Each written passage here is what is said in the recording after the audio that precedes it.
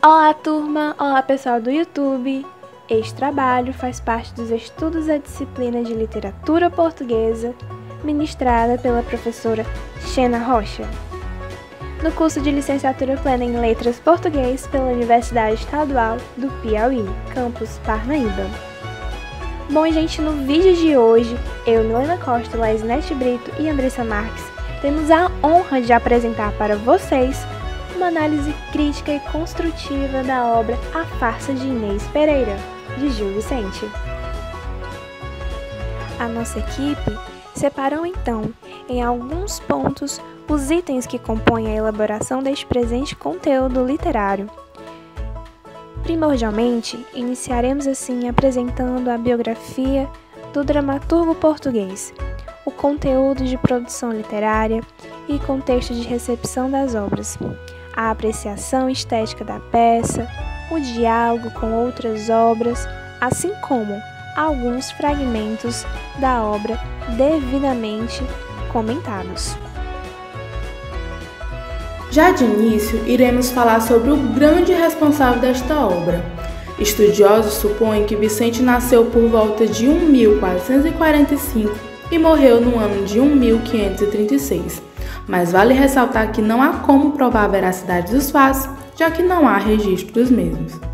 Gil Vicente atuou no final do século XV e início do século XVI entre a Idade Média e foi um dos maiores dramaturgos e poetas humanistas da língua portuguesa, sendo também o maior representante da literatura renascentista antes de Camões.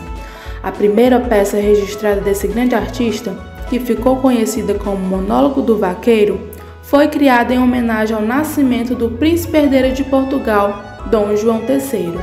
Ao ganhar a abertura da corte portuguesa nos anos seguintes, organizou diversos eventos, festejos e celebrações da realeza, sempre aproveitando para apresentar seus textos.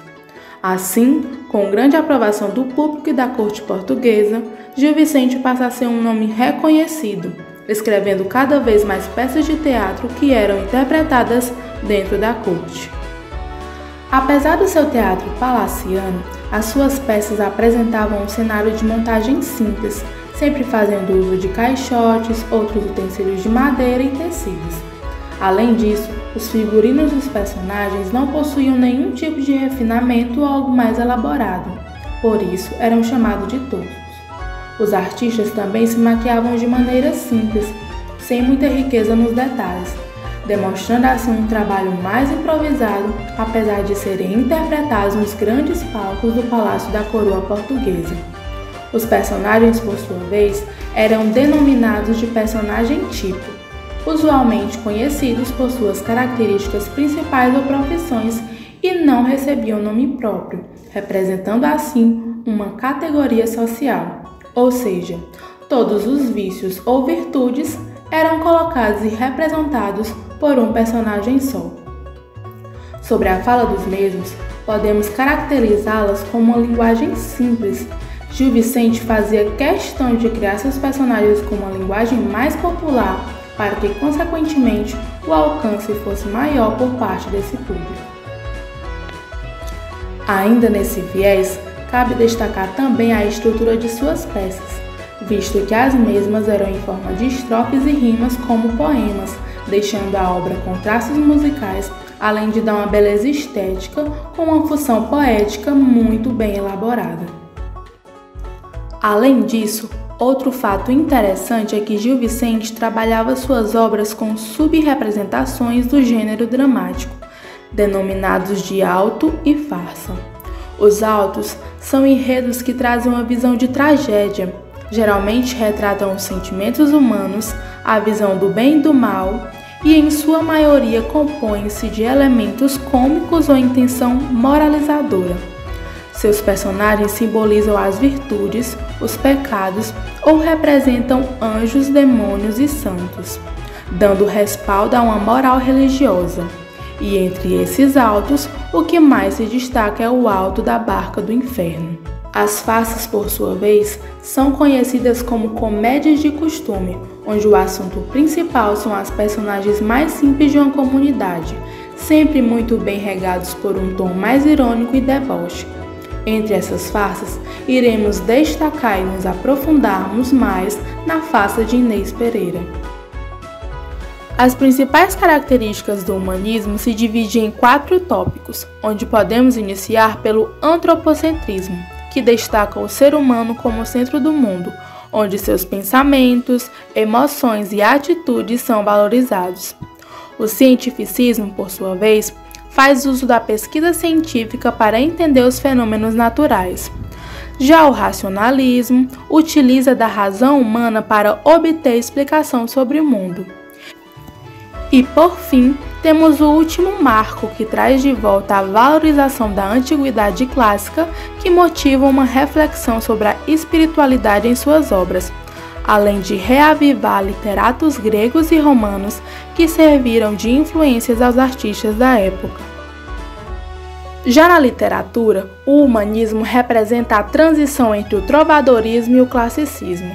O trovadorismo possui em seu movimento poesias cantadas em castelos e festas, que versavam sobre o amor, mas também criticavam os costumes da sociedade da época.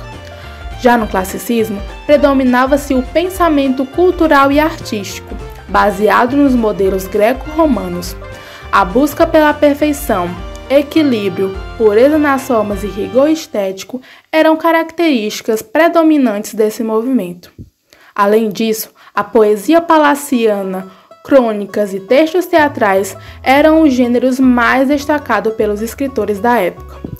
E, por fim, o humanismo foi um movimento que trouxe uma nova visão e perspectiva para as artes, causou influência em todo o Renascimento e deixou obras que ainda nos dias atuais fazem parte da literatura universal. A Farsa de Inês Pereira é uma comédia de costumes, escrita por Gil Vicente, que relata os comportamentos amorais e degradantes da sociedade na época. Inês Pereira é uma jovem solteira e bonita que é obrigada a passar o dia em suas tarefas domésticas, o que a faz se queixar da vida que tem e enxergar o casamento como uma oportunidade de fugir daquela vida. Inês, portanto, tem uma idealização de noivo, fidalgo, bem aparentado, educado, cavalheiro e que soubesse cantar e dançar também.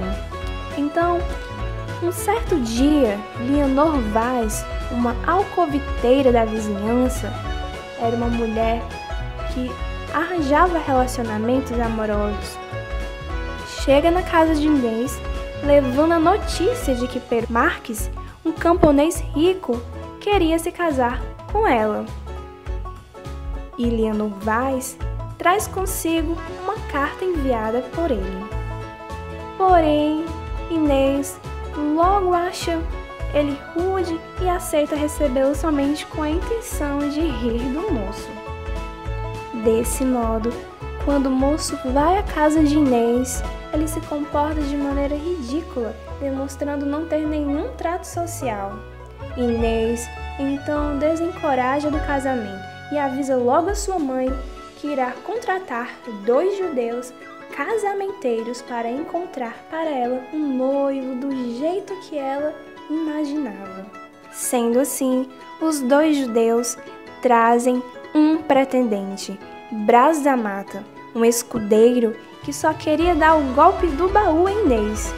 Ao encontrar a moça, ele se comporta de modo distinto, com palavras bonitas e ainda canta para a moça tocando uma viola. Porém, a mãe de Inês desaprova o pretendente, indo contra os elogios que os 2 judeus fizeram ao moço. Os 2 acabam se casando e ganhando da mãe de Inês uma casa. Após esse casamento, Brás começa a impor várias regras, inclusive que a moça deveria passar o dia trancada em casa, a proíbe de ir à missa e de olhar pela janela. Algum tempo depois, Brás parte para a guerra e deixa seu criado vigiando Inês. O criado obedece Brás e a deixa trancada dentro de casa, onde ela passa os dias costurando e lamentando sua sorte no casamento. Nesse momento, nós percebemos a decepção de Inês, a tristeza de Inês em estar em um relacionamento que jamais fora sonhado, idealizado. Pelo contrário, agora, nessa situação atual, Inês se encontra mais triste, mais desapontada com a sua realidade. Nessa viagem à guerra, infelizmente, Brás acaba morrendo. Inês recebe a notícia e logo despede o criado, que vai embora. Leonor, sabendo da situação de Inês, que Inês estava viúva, oferece então um outro pretendente, Pero Marques, e desta vez Inês aceita o casamento. Os dois acabam se casando e Inês leva a vida que sempre quis, com a liberdade que desejava. Um dia, porém, Inês recebe em casa um ermitão que pedia esmolas. Na verdade, se tratava de um falso padre que venerava como deus o Cupido. Inês reconhece que se tratava de um antigo namorado seu e este começa a se insinuar para a moça, dizendo que havia se tornado padre porque ela o abandonara. Os dois acabam marcando um encontro e no dia do encontro, Inês convence o marido a levá-la, dizendo que era por uma devoção religiosa. O marido chega ao ponto de carregá-la nas costas para atravessar um rio. Enquanto isso, Inês canta uma música que insinua sua infidelidade ao marido e ironiza a mansidão deste. Pero termina como um homem tolo e enganado pela mulher. A Farsa de Inês Pereira é a obra mais complexa do autor, sendo escrita em forma de peça teatral e apresentada pela primeira vez para o rei Dom João III, no ano de 1523. Um dos pontos temáticos encontrados nesta narrativa é a protagonista expressar os valores da sociedade da época. Haja visto que Inês idealizava o seu marido, com alguns pontos devidamente exigidos, pois não bastava que o homem, que o pretendente fosse rico, mas que ele tivesse em um patamar de visibilidade. Ao quesito de inovação literária, Gil Vicente se destaca, pois a sua originalidade, imaginação e criatividade nas suas produções se destacam em Portugal, sendo até hoje estudado e influente também nos estudos literários. Fazendo relação com outras obras, como por exemplo, as obras do Alto da Barca do Inferno e O Velho da Horta, escrita pelo autor Gil Vicente, que busca criticar os vícios, retratando o comportamento amoral da degradante sociedade na época do século XV e XVI, com o intuito de educar e chamar a atenção da população. Nas obras, cada personagem sofre punições das suas ações erradas, como por exemplo, no Alto da Barca do Inferno, os personagens, após a morte, deve seguir o caminho que for mais correto de acordo com suas ações na Terra. Cada um recebe sua sentença que merece. Na obra O Velho da Horta, a maneira como o velho tenta conquistar o amor da moça, mesmo já possuindo uma família, acaba pedindo ajuda a uma corviteira que mente e rouba seus bens materiais. Na Farsa de Inês Pereira é diferente.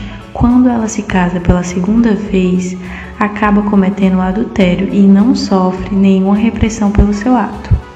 A obra é elaborada com uma linguagem simples, com expressões populares da época, para possuir um grande alcance na população.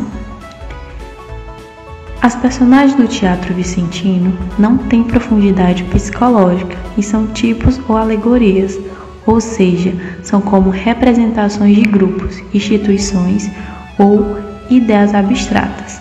Servem assim a uma finalidade moral preconcebida pelo autor.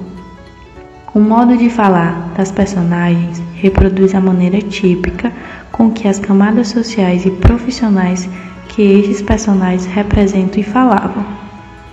Gil Vicente foi quem desenvolveu e fixou o gênero do alto da dramaturgia de língua portuguesa, vindo a influenciar toda a geração posterior de escritores. Além disso, sua obra é fonte rica para se entender a língua e sociedade portuguesa no século XVI, com seus pensamentos, costumes e vícios. Ademais, diante de todos os fatos arrolados, é de grande importância que apresentamos os principais temas retratados, perspectivas no decorrer da leitura da obra. Logo nos primeiros versos do poema, destaque-se as temáticas relativizando os afazeres domésticos e condição social da mulher daquela época. Vem a mãe e não me acha lavrando e diz: logo eu adivinhei, lá na missa onde eu estava, como a minha Inês lavava. A tarefa que lhe dei acaba esse travesseiro.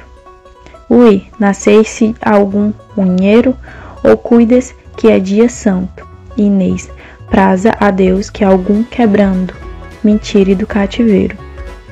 A mãe: toda tu estás aquela, choram-te os filhos por pão.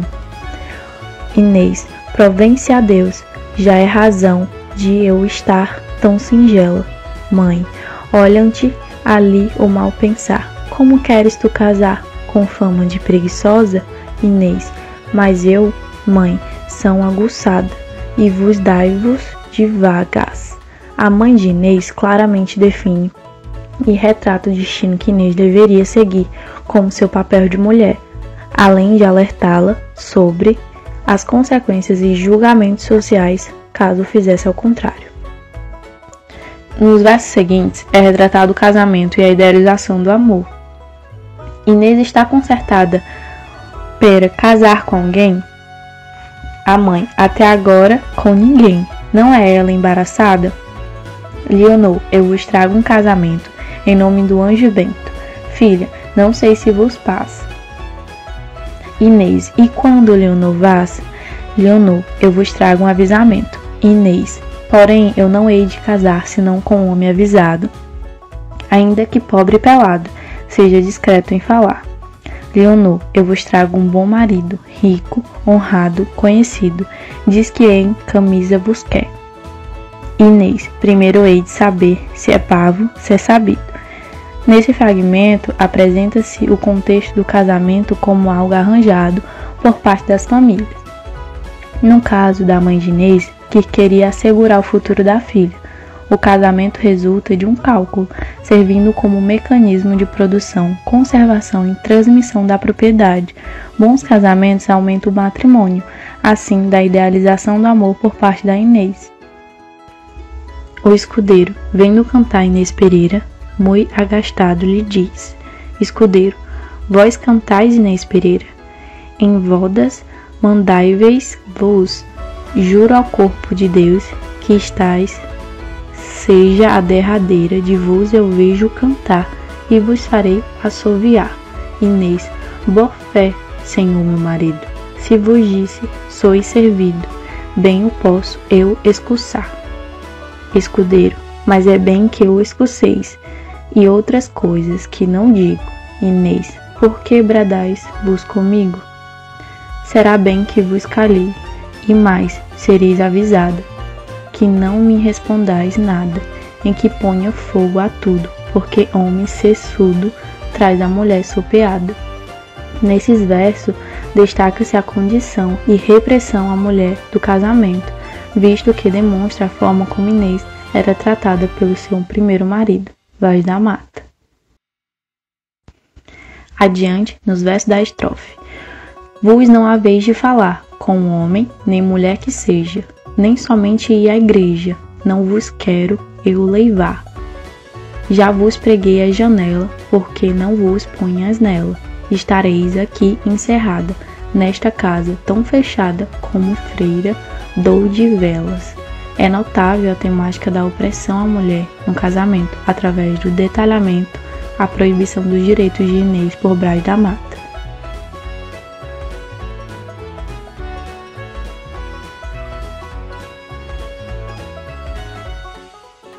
Por fim, temos traços de amadurecimento por parte de Inês, visto que a mesma reconhece a importância de ter sabedoria ao fazer suas escolhas, racionalizando seus atos. Inês: quem bem tem, mal escolhe, por mal que lhe venha, não anoje. Renego da discrição, comendo demo o aviso, que sempre cuidei que nisso estava boa condição. Cuidei que fossem cavalheiros, fidalgos e escudeiros, não cheios de desvarios, e em suas casas macios, e na guerra lastimeiros. Vede que cavalarias, vede já Mouro mata. Quem sua mulher maltrata, sem lhe dar de paz um dia? Sempre eu ouvi dizer que homem que isso fizer, nunca mata drago em vale, nem mouro que chamem a lei, e assim deve de ser. Juro todo o meu sentido, que ser solteira me vejo, assim como eu desejo, que eu saiba escolher marido, a boa fé, sem mau engano, pacífico todo ano, e que ande ao meu mandar, a via meu de vingar deste mal e deste dano.